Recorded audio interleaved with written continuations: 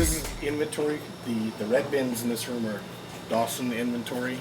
For example, we've got the 9mm 10-round Dawson magazines, and I think that we were speaking about the gap and no gap Magwells.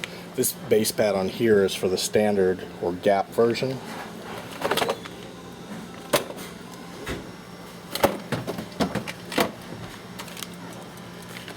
And this is for the no gap version. You can see the difference is it doesn't have that tang. I see that. And these are for single stack. Yes. Obviously, but you said 10 round. Was that a 9mm mag you were holding? Yeah, these are 9mm. Is that for the Spartan? Spartan, the Trojan. I'm gonna have to get me one of those. You know what? We've got them on special today. You probably could pick them up at a good price with a Dawson Precision fiber optic front sight installed. Where's the fiber optic front sight? Let me see those. Those are on the other aisle. Okay. We also sell just the base pads. We've got base pads for single stack magazines for all the major players. We've got ones that just bolt on, like that. We've got ones that are direct replacements. For example, this one is for the metal form, 9mm. And so it's a direct replacement for those. And these just slide right on? Yep, slide right on. I always have a hard time getting my single stack mags apart and to clean them. Yeah. And some of them, of course, you can't. Yeah. The ones that have the... Do you have a base pad for that? For the one you cannot clean? Yeah, that's what these are. So that just screws right on? Screws right on. Okay. Because once you put a magwell on there, or put some fancy grips, sometimes it's hard to get your magazine seated with those. The other thing about the Dawson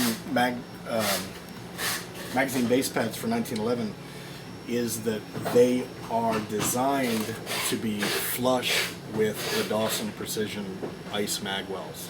So regardless of the style of magazine you're using, the bottom of it will be flush with that magwell. And so you can see there's actually different heights because different manufacturers have different length tubes, or they attach in a different position. Oh, I see.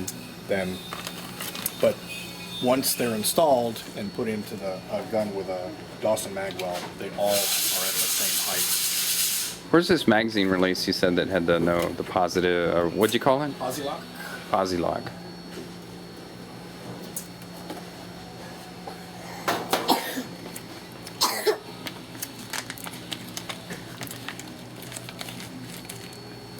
So here's the Posi-lock mag catch. And it is designed to prevent any sort of over-insertion of a magazine in a 1911 or 2011 style gun. We have them extended, we've got them IDPA length, and we've got them drilled and tapped for a mag release button.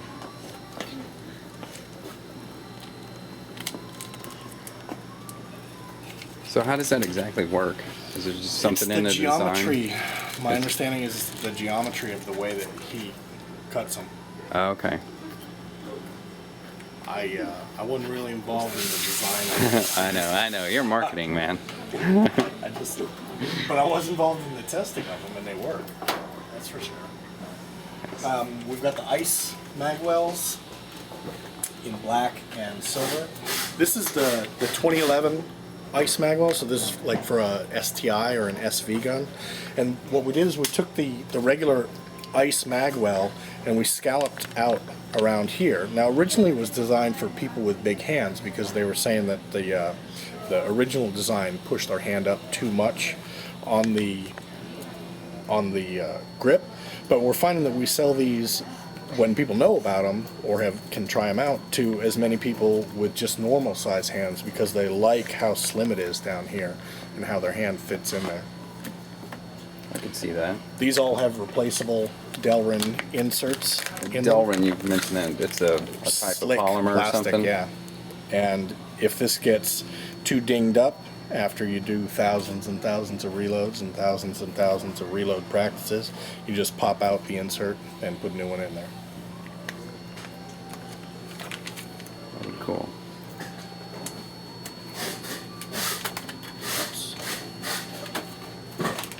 This is an example of the ice magwell for 1911, and it's got it's not integral.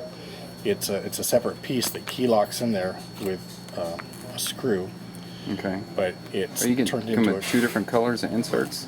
Yeah, we've got black. Oh no, the insert isn't installed in there. Oh, okay, I see. It's a white insert that goes in this black piece. I see. It makes the magwell a little bit more visible when you're doing your mag changes. Right. And the Para ice magwell works on the same design. It uses a mainspring housing and key lock in there. We have Glock magwells. I think 2 or 3 different types that are, some of them are heavier than others depending on the weight or the material that this butt plug is made out of. It's always fun hearing the sales staff talk to customers on the phone and ask them what size butt plug they're interested in. I was going to ask him about that. I was going to say something. I'd say, let's keep it clean, but you can't do it. And then we've got Caspian ice magwell, which just slides right on. Sure what it is. And y'all make this one as well, just for the Caspian frames? Yeah. And those are being used by the Army Marksmanship Look at the Holy Unit. Grail. I love these things. These are the best ever. These are the +1 base pads, toolless base pads. Now, I might not have done a very good job. Explain the difference between the +1 and the +2 and why there is a difference. The difference between the +1 and the +2, of course, by the name, is that one of them adds 1 round, the other one adds 2 rounds. It has something to do about making your magazine illegal, correct? It For the could. overall length? Yeah, we have the +1 SNL is what it's called for the 40 caliber magazines, and SNL stands for sometimes not legal. After you put the base pad on, you've got to measure the magazine to make sure that it's USPSA legal, because with some mag tubes it fits the mag gauge perfectly, and with some mag tubes it's a little bit too long. So that was our caveat, was this will get you extra rounds, but you got to measure it to find out if it's legal with your mag tubes. So, it's like I've told before, in USPSA, it doesn't matter how many rounds you can stuff in the gun, it just matters how long that magazine is. Exactly how long the magazine is. Okay, and that's why the +1, +2, and sometimes not legal. I like that. And so what colors do the mag... Currently, we're They come in? offering black, red, silver, and a beautiful shade of blue. yes.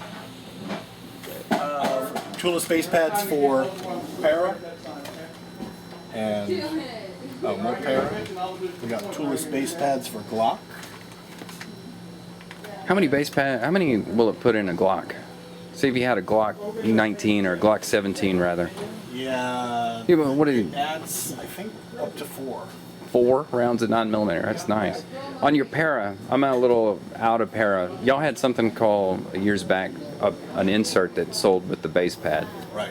Do y'all still do that? Yeah. And what was that for? To keep the spring in line or something? Yeah, keep the spring in line so it doesn't, so the follower doesn't fold over, and so the spring comes down neatly in a straight package. And Okay. Yeah, we still sell it. Now, I talked to somebody the other day that bought a Dawson base pad and an extra long Para spring. Right. And they said they couldn't get it the quantity up to what they thought it should be because of that. And I told them, I said, take that spring out and put this factory one back in. Yeah. So why would you buy a long one in the first place? Well, we say that it requires the extended spring because you're adding so much more I see. distance. The magazine goes right here in the top of Right, the it sits base right there pad, on the so top. you're adding almost an inch and a little bit more of space there. So you need an extended spring. If they're not getting the quantity in the mag that they're expecting, then there's an issue with the spring binding somewhere, or maybe the follower needs a little bit of tuning. Okay. We've got some videos on our YouTube channel, which you can get to through our website, which detail how to go through and tune the Glock mags to get maximum capacity. Maybe we should film one for the cast or for the Yeah. mags. Yeah, definitely.